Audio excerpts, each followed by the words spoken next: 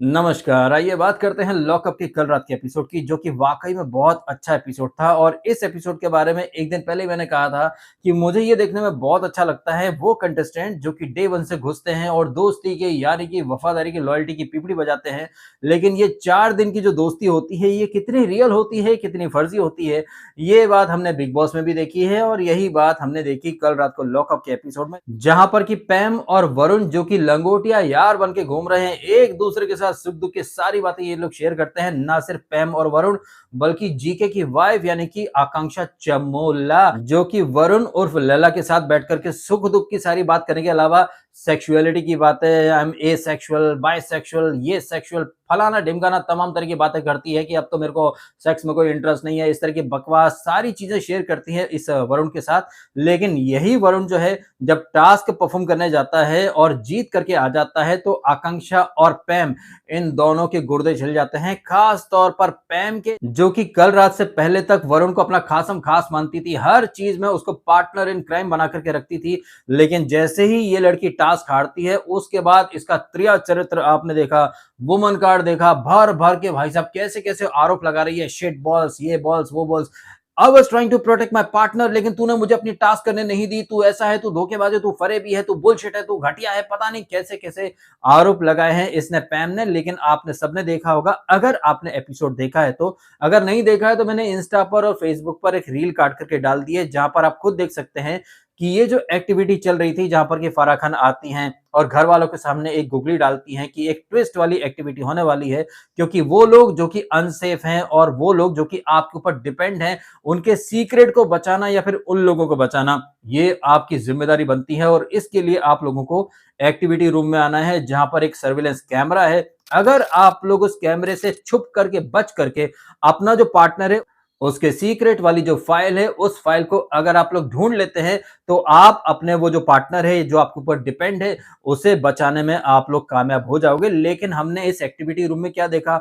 हमने देखा वरुण जो है वो तो काफी बढ़िया तरीके से टास्क करता है, कैमरे से छुपता भी है, और उसका जो पार्टनर है यानी कि वो हर्षद, जो कि डिपेंड है इसके वरुण के ऊपर, और जैसा कि हम ऑलरेडी जानते हैं कि वो बंदा जो कि डिपेंडेंट है इस वीक में, वो बंदा ऑटोमेटिकली अनसेफ है। तो यहां पर अगर इसको हर्षद को सेफ होना है, तो हर्षद को सेफ करने के लिए वरुण को कुछ भी करके हर्षद की सीक्रेट वाली फाइल जो है वो ढूंढनी थी, जिसे कि बड़े ही आराम से ये जो वरुण है ये ढूंढ लेता है। लेकिन पैम क्या कर रही थी? पैम कुछ नहीं कर रही थी। हम सबने भी देखा है और हमारे साथ साथ फराह खान ने भी देखा है कि पैम एक्चुअली में वहां पर क्या कर रही थी। कोई भी मतलब जो एफर्ट होता है ना, उसने बिल्कुल एफर्ट नहीं लिए। बाहर आकर के अलग नैरेटिव बनाती कि he was playing dirty, he was throwing papers on my face, ये वो। अरे भैया, वो अपने पार्टनर को बचाने के लिए अपना काम कर रहा है। ये टास्क क्या है? टास्क ये है कि आपको अपने पार्टनर की जो फाइल है वो ढूंढनी है, साथ ही साथ जो आपका राइवल है उसको डिस्ट्रैक्ट भी करना है। अब आपको लग रहा है कि भैया मैं लड़की हूं, मैं आंख मार दूंगी, लौंडा फैल जाएगा मेरे आगे और मैं आराम से जीत जाऊंगी, फिर बोलूंगी ये देखो मैं स्ट्रांग वुमन हूं, मैं स्ट्रांग वुमन हूं।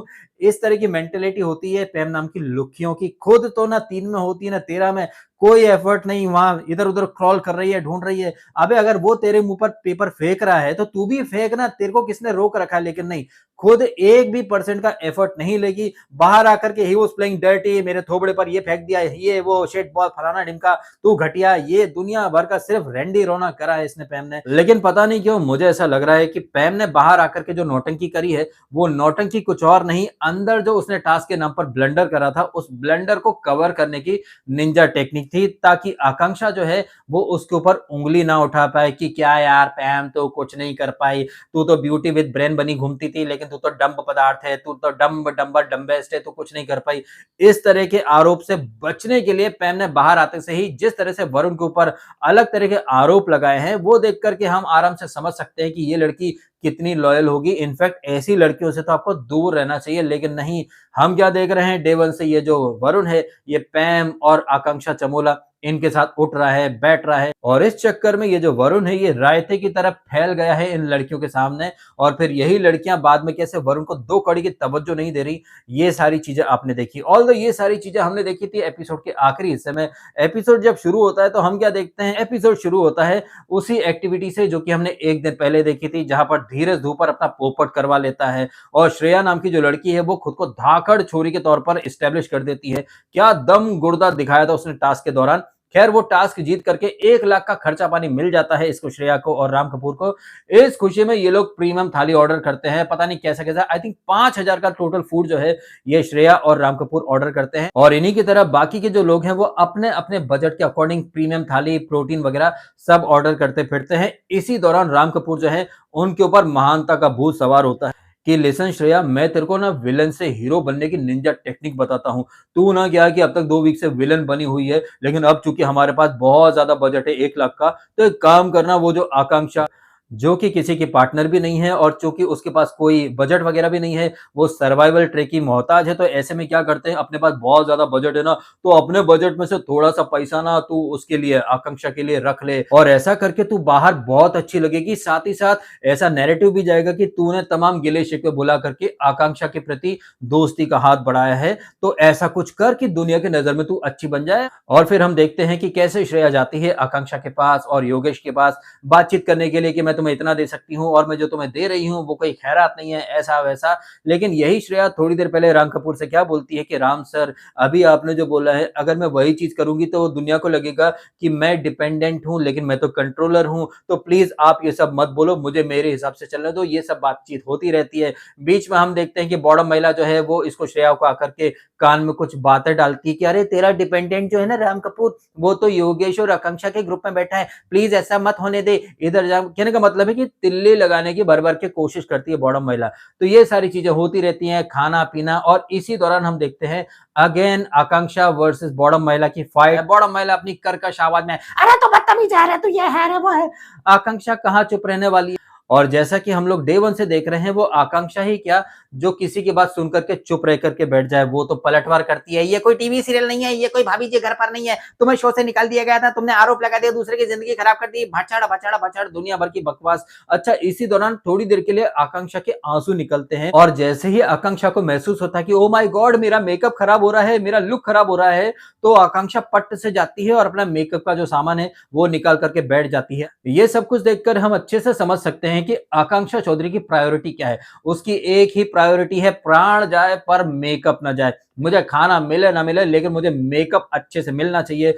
और ये बात मेरे साथ साथ आप भी देख रहे हैं, ऑब्जर्व कर रहे हैं कि आकांक्षा चौधरी हर कोने में अपना मेकअप का सामान लेकर के बैठी ही दिखाई देती है, या तो वो लड़ती है या मेकअप करती दिखाई देती है। और इसी आकांक्षा का जो चड्डी बड्डी है, यानी कि योगेश, जो कि माधुरी जी के ऊपर डिपेंडेंट बन करके बैठा हुआ है, और माधुरी जी मेक श्योर करती हैं कि यार योगेश तू खा ले, तू खा ले, कोई बात नहीं, अपना 10,000 15,000 है, मैं भूखी रह जाऊंगी, मैं तेरे लिए फास्ट कर रही हूँ, ऐसा वैसा। और इसी चक्कर में ये जो और इसी चक्कर में, या फिर ये कहें इसी कोशिश में, ये जो माधुरी जी हैं, ये श्रेया से भी बातचीत करने की कोशिश करती हैं कि तू आकांक्षा को दे दे या फिर योगेश को दे दे। इनफैक्ट कल के एपिसोड में माधुरी जी और श्रेया का 36 का आंकड़ा भी लोड हो जाता है। ये माधुरी जी, जिन्हें बचाने के लिए श्रेया ने पिछले वीक एक्टिविटी करी थी, खुद अनसेफ हो जाती है श्रेया, लेकिन माधुरी जी को सेव कर देती है। कहीं ना कहीं माधुरी जी के ऊपर एक एहसान, एक फेवर जो है ये लाद देती है। और मजे की बात देखिए कि कल रात के एपिसोड में श्रेया खुद अपने मुंह से बोल देती है कि मैंने खुद को अनसेव करके आपको सेव करा था, लेकिन मुझे लगा था कि आप एहसान रिटर्न करोगी, फेवर करोगी,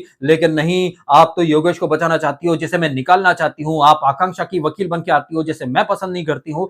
और ये जो सिनेरियो बना है, ये काफी इंटरेस्टिंग वाला सिनेरियो बना है मित्रों। ये सिनेरियो बिल्कुल वैसा ही है जैसे किक पिक्चर का डायलॉग कि आप डेविल के पीछे, डेविल आपके पीछे, टू मच फन। श्रेया जो है वो आकांक्षा और योगेश को निकालना चाहती है। माधुरी जी, जो कि श्रेया और बॉडम महिला के ग्रुप में है, लेकिन वो आकांक्षा और योगेश को बचाना चाहती है। गजब रिश्तों की अजब कहानी है भाई साहब। और ये जो रिश्ते हैं, ये कितने रियल हैं, कितने लॉयल हैं, ये तो हमने कल देख ही लिया। ये जो श्रेया है, इसके हाथ में फाइल आ जाती है किसकी, योगेश की, लेकिन वो देना नहीं चाहती है। और वहीं जो माधुरी जी जो हैं, वो राम कपूर का जो सीक्रेट है उसकी फाइल को पहले ही गुपच लेती हैं, लेकिन वो श्रेया को देना नहीं चाहती हैं। लेकिन ये माधुरी जी, जो कि बिजनेस वुमन है, अश्नीर ग्रोवर की वाइफ है, भारत पे की मालकिन है, इसको आकांक्षा और योगेश को जैज भी देती है कि मेरे साथ रहकर पैसे की चिंता ना करनी।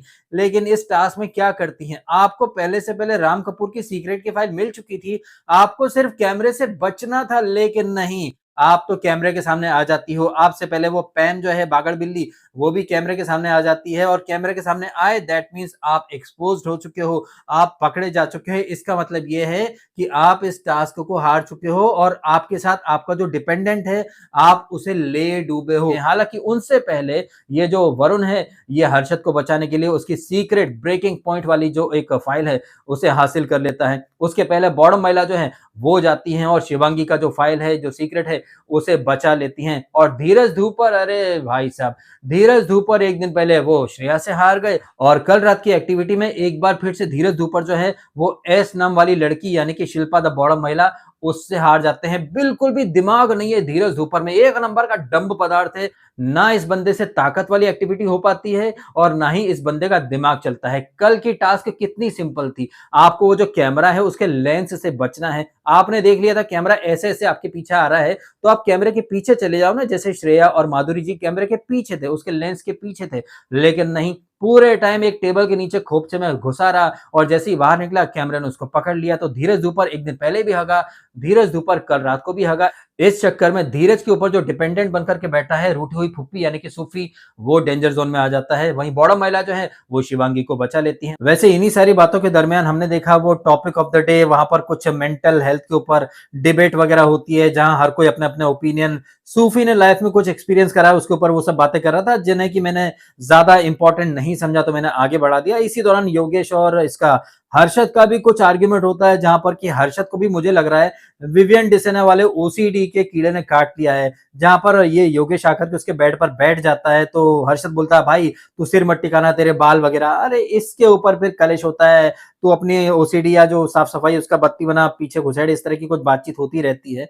तो हर्षद भी मेरा मानना है कि थोड़ा टू मच कर रहा था यार, एक जेल में सब रह रहे हो, थोड़ा तो एडजस्ट करना चाहिए, ऐसा मेरा मानना है। योगेश क्या तेरे पलंग पर आकर सिर्फ बैठा ही था ना, ऐसा थोड़ी ना कि पलंग पर उसने कुछ कुछ कर दिया हो, कुछ बिखरा दिया हो, जैसे आकांक्षा ने लोगों के पलंग पर पानी फेंका था, ऐसा तो कुछ नहीं करा था, सिर्फ बैठा ही था। उसके ऊपर भी हर्षद को इतने ऑब्जेक्शन और इस हर्षद को सेव कर लेता है वरुण। और वरुण जैसे ही बाहर निकलता है, हर्षद से पहले तो शिवांगी आकर के हाँ हर्षद सेफ हुआ, हर्षद सेफ हुआ। मुझे लग रहा है शिवांगी सिर्फ हर्षद के लिए ही आई है शो के अंदर।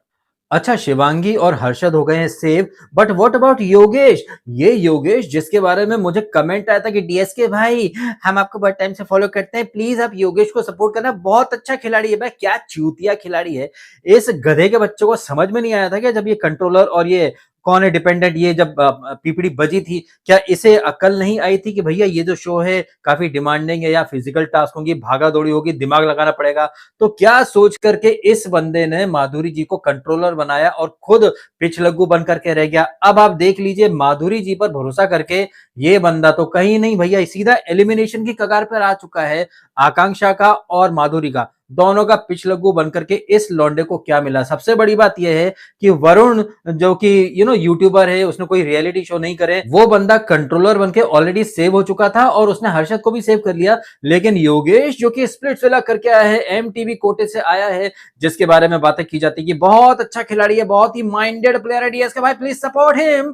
ऐसे चूतियों को आप सपोर्ट कर रहे हैं जिसको इतनी भी गेम अवेयरनेस नहीं है, इतना भी कॉमन सेंस नहीं है कि यार अगर मैं माधुरी जी को कंट्रोलर बना दूंगा तो अगर आज योगेश के साथ जो कुछ भी हो रहा है उसके लिए कोई और नहीं, सिर्फ और सिर्फ योगेश अकेला रिस्पॉन्सिबल है। अगर इसका एलिमिनेशन होता भी है तो उसका बिल किसी और पर नहीं, सिर्फ योगेश के ब्लंडर पर ही फूटना चाहिए, क्योंकि इसमें इतनी सी भी गेम अवेयरनेस नहीं है कि ये क्या कर रहा है, 4 दिन के बाद एपिसोड में क्या हो सकता है। एक कदम आगे की सोच करके चलता है ना वो इंसान जो रियलिटी शो ऑलरेडी करके आ चुका हो, जो एमटीवी कोटे से आया हो, उसे पता होना चाहिए कि अगर एक चीज हो रही है तो इसके आफ्टर इफेक्ट्स क्या हो सकते हैं। अगर आप एक दो कदम आगे का सोचकर चल ही नहीं सकते तो घंटे के रियलिटी शो एक्सपर्ट आप हैं।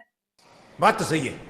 तो जो हमने प्रोमो में देखा है उसके अकॉर्डिंग मुझे लग रहा है कि आकांक्षा और योगेश इन दोनों के ऊपर खतरे की तलवार लटक रही है। अब देखते हैं वाकई में 2 लोगों का इविक्शन होता है या किसी एक का इविक्शन होगा। क्या पता किसी एक को इविक्ट करके सीक्रेट रूम में भेज दें, फिर उसकी री एंट्री करवा दें, ऐसा कुछ भी हो सकता है। खैर वो जब होगा तब होगा, लेकिन कल रात के एपिसोड में क्या हुआ क्या नहीं, इसका लेखा जोखा तो मैंने आपके सामने रख ही दिया है। ये कंटेस्टेंट जो कि घुसते से ही दोस्ती की पिपड़ी बजाते हैं, लॉयल्टी की पिपड़ी बजाते हैं, लेकिन इन लोगों की दोस्ती अरे भाई साहब ये तो चाइना के आइटम से भी गई गुजरी है। और ये जो कुछ हुआ है कल रात रात के एपिसोड में ये तो होना ही था। इस तरह की बातें हम बिग बॉस में भी देखते हैं, यही बातें हमने लॉकअप के पहले के सीज़न में देखी, यही बातें हमने राइज़ एंड फॉल में देखी हैं और यही बातें हमने कल रात को लॉकअप सीज़न 2 में भी देख ली हैं। इन सारी बातों के ऊपर आपकी क्या है प्रतिक्रिया? आप भी कमेंट करके अवश्य बताइएगा। फिलहाल आपने समय निकाला, वीडियो देखा, आपका बहुत-बहुत धन्यवाद। Thank you so much.